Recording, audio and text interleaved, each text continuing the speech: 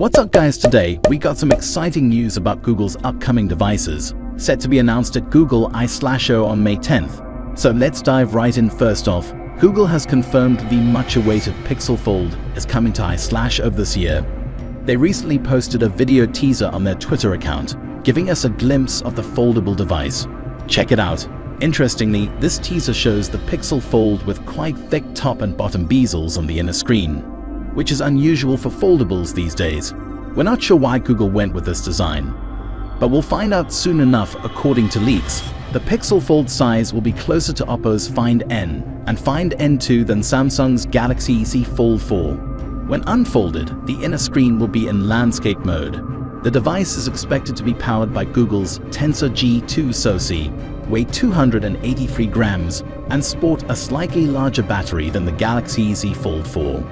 The Pixel Fold will retail for $1,799 in the US and become available on June 27th. Apart from the Pixel Fold, we're also looking forward to the unveiling of the Pixel 7a and the Pixel tablet at Google I/O.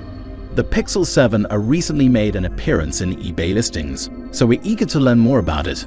Now let's discuss the hinge and the thick bezels on the Google Pixel Fold. Leaks had previously suggested that the hinge would be thinner than competitors, but the teaser video seems to show otherwise.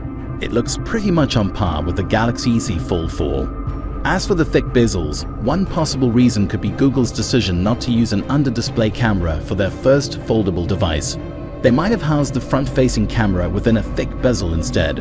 According to CNBC, the Pixel Fold will feature a 5.8-inch external screen when closed and will unfold to reveal a 7.6-inch tablet-style screen.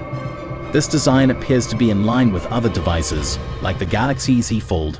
The Pixel Fold is expected to house Google Tensor G2 processor and boasts the most durable hinge on a foldable. We'll have to wait and see if this claim holds up after the device is released.